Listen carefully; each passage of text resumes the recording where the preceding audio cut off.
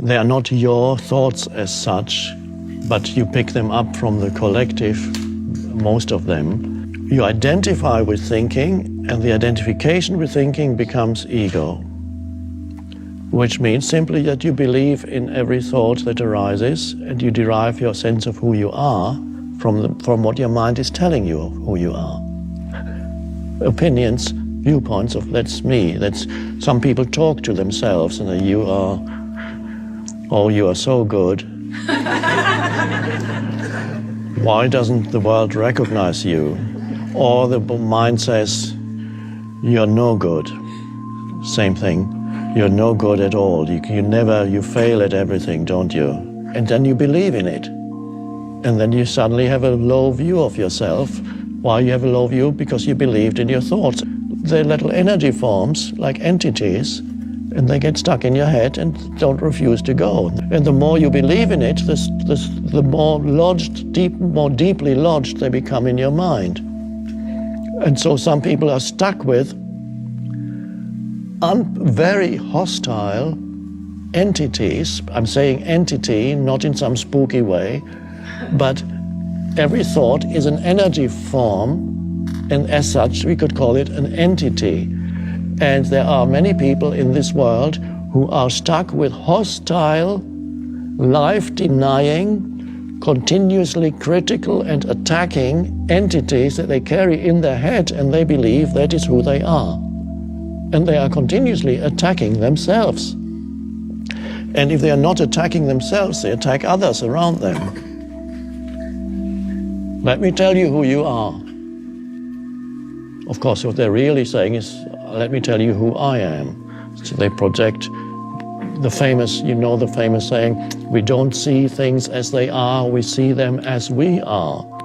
Which means you look at reality through the screen of your thinking, believing in your thoughts, having no space outside of the movement of thought. Again, here we come to the vital thing, lack of space inside. That is the unconscious condition, spiritually, completely unconscious. And then you are burdened with a heavy ego. You are the ego, which is not as an entity apart from thought. It is thoughts that you have identified with. The first moment of freedom comes when you realize that certain thoughts have been going through your head for years, perhaps, and that they are only thoughts, and that you are not the thought, you're the awareness. In my case, I became aware that I had a thought, for example, that started in childhood. One of many negative thoughts I had, bad things always happen to me. Bad things always happen to me. Your perception then becomes selective. When you have a thought like that, you notice much more, because in everybody's life, in daily life, things go wrong. You miss a bus, you get stuck in a traffic jam, or you lose some money.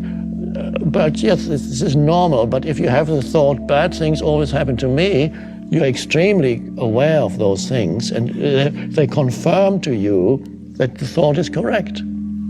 So the reality will confirm to you, and not only that, that thought or any thought of that kind actually attracts bad things, negative things. Just incredible how people create their world through that. So freedom comes from stepping out, encountering, first of all, a little bit of space inside you, presence. And then from there you realize certain thoughts as repetitive and just a thought. Bad things always happen to me. Oh, there it goes again. To become free of ego means becoming free of thought, identification with thought. That's the end of the ego. It may reassert itself from time to time, but at least that's the awakening.